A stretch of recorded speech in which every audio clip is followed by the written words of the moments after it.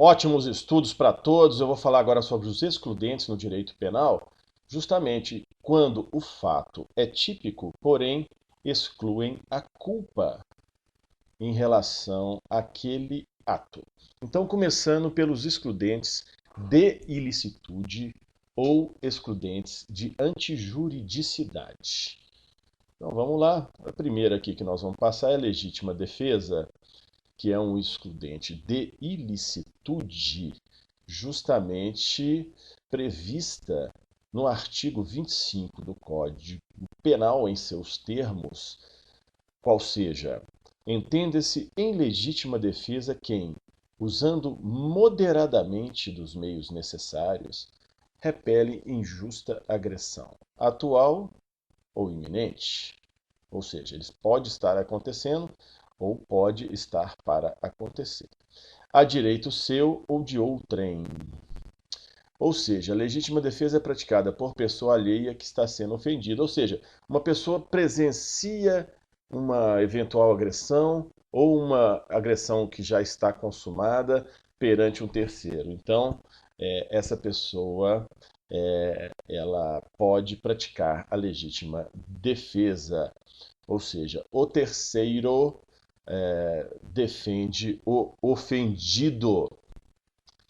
Os efeitos da legítima defesa justamente é o seguinte: a conduta é típica, ela existe, está prevista legalmente, não é? Antijurídica. Porém, a legítima defesa exclui a ilicitude, daí o nome excludente de ilicitude. Isenta de pena, desde que, nos termos da lei, quem se defendeu ou defendeu terceiro de crime. Então, teve inclusive um reforço agora em 2019, justamente considerando também em legítima defesa o agente de segurança pública que repele agressão, ou então há risco de agressão à vítima mantida refém durante a prática de crimes. Isso, na verdade, já estava respaldado na jurisprudência, não é?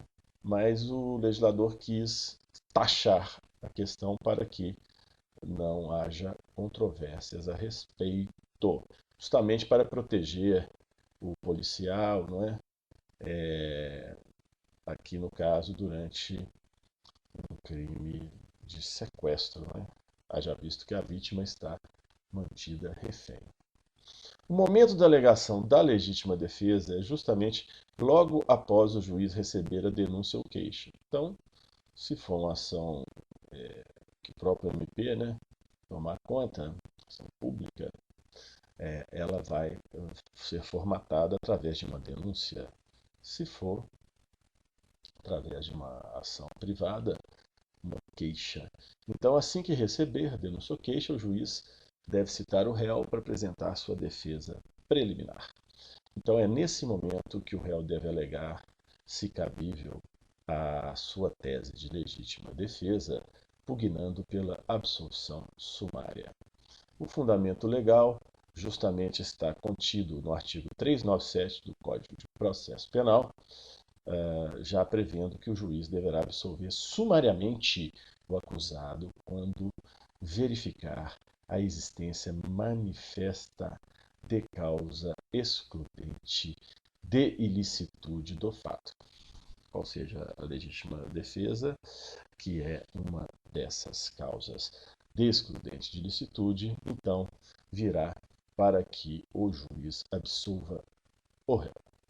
Então, complementando, nós temos aqui é, uma, uma doutrina na qual os muros pontiagudos, chamados também de ofentículas, e bem como as cercas elétricas, também animais ferozes, estão dentro dos limites da legítima defesa, sendo que ela é denominada, nessas hipóteses, de pré-ordenada ou predisposta, ou seja, ela já estava lá, predisposta, não é? E tem esse nome ofendículas. Realçando o aspecto, o sujeito pode incorrer em legítima defesa putativa também, que é justamente quando ele pensa que vai acontecer a agressão, ele tem a completa, perfeita convicção nesse sentido, todavia, não é. Mas, mesmo assim, é isento de pena quem supõe essa situação que, se de fato existisse, tornaria a ação legítima. Legítima defesa putativa. Então haverá legítima defesa putativa caso a vítima não seja a culpada. Caso em que a pessoa coloque a mão, por exemplo, sobre a camisa e dá a entender que iria sacar uma arma, né? É um dos exemplos. Sendo que não há isenção de pena quando o erro deriva de culpa e o fato é punível como crime culposo. Então, só relembrando, o crime culposo, não é? É quando o agente deu causa ao resultado por imprudência, negligência ou imperícia. E ninguém pode ser punido por fato previsto como crime senão quando pratica dolosamente, salvo os casos expressos em lei, no caso, os crimes culposos. Então, a responsabilidade penal, não é? Só realçando também esse aspecto, ela é subjetiva, não é? Ou seja, ela depende de alguma ação ou omissão do agente. Então, é por isso que depende de dolo ou culpa, diferente da esfera civil, que a responsabilidade é objetiva, depende do fato em si. Na esfera penal, não. A responsabilidade penal é subjetiva, depende de culpa ou dolo. Voltando aqui à tela, o erro não é a característica exclusiva da legítima defesa. Não é? Então, estamos vindo aqui também as outras hipóteses de excludente de ilicitude, o exercício regular de direito, o estado de necessidade e o estrito cumprimento do dever legal também admitem a forma putativa, embora na prática seja mais comum na esfera da legítima defesa. Então, continuando agora, outro excludente de ilicitude é justamente o estado de necessidade. Quais são seus requisitos? Está ocorrendo uma ameaça a direito próprio ou também alheio, não é?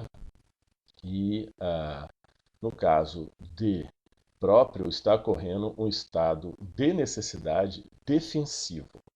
Quando é alheio ao estado de necessidade ofensivo. Ou seja, está ocorrendo a existência de um perigo atual e inevitável, incontroverso, não é?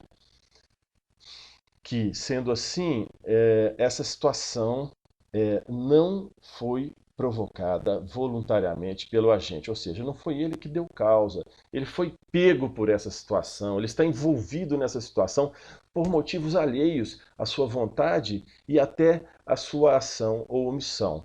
Ou seja, o estado de necessidade, ele preconiza justamente a inexistência de dever legal de enfrentar o perigo, ou seja, o conhecimento também da situação de fato justificante.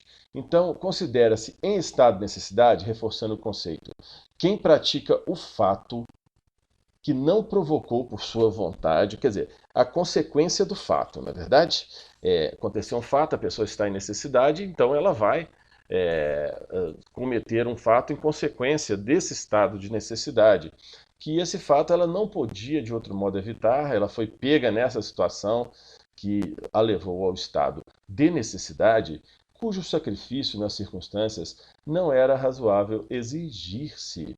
Então, configuram essa excludente também de ilicitude, tal como a legítima defesa, os seguintes elementos: a ameaça real a determinado bem jurídico, situação não ocasionada de maneira voluntária pelo indivíduo, ou seja, novamente, ele foi pego pela situação, e uma ausência da obrigação jurídica de combater o perigo. Então, ele não tem uma obrigação de combater, como, por exemplo, no exercício de dever legal. Exemplos práticos de excludentes de ilicitude. No caso, o marido, para salvar a esposa, ele dirige um veículo mesmo sem habilitação. A esposa está passando mal, tem que levar para um hospital. Então, ele não está passível de sanção, apesar de ser um fato típico, não é? O fato é ilícito, ele acontece, mas isso exclui a culpa. Então ele pode ser sumariamente absolvido pelo juiz. Outra hipótese é que uma mãe possui 5 filhos que estão há tempo sem comer. Então os filhos passando fome, né, estão lá sofrendo, então ela sai e rouba comida. Então também é um excludente de ilicitude na modalidade estado de necessidade.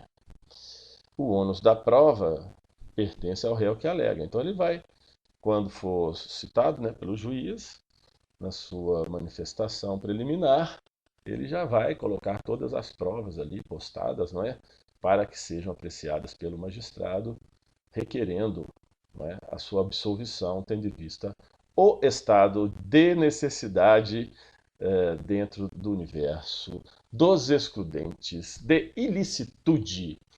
A outra modalidade também, a outra espécie, é o estrito cumprimento de dever legal. Os senhores estão vendo aqui que eu coloco o I mais alto? É para lembrar de ilicitude. É a associação simbólica que nós fazemos aqui, não é?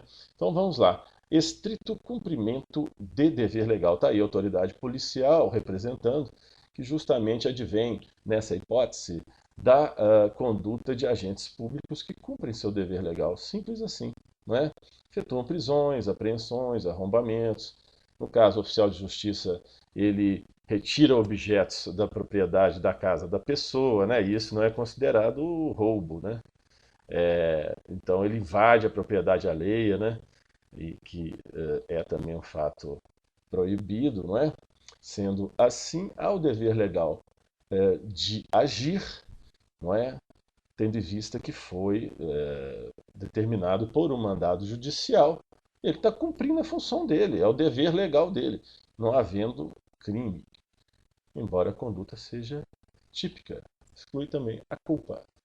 O exercício regular de direito, que é a outra hipótese de excludente de licitude na esfera do direito penal, ele vem para que não haja culpa, atos lesivos que sejam considerados legais pelo nosso ordenamento, como, por exemplo, a prática de esportes. O boxeador está lá, deu um soco na cabeça do outro, machucou, lesionou, né?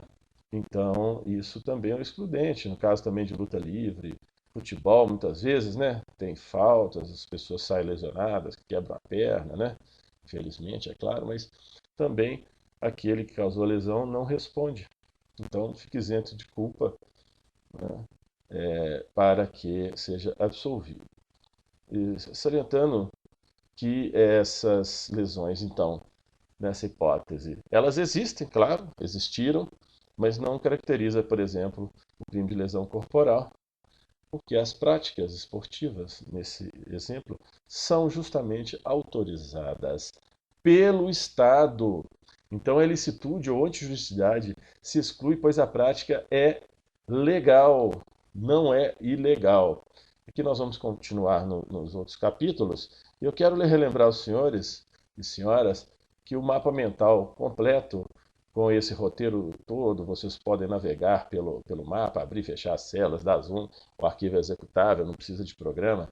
Vai também o PDF, vai o ponto PNG, para quem quiser imprimir banner e tudo.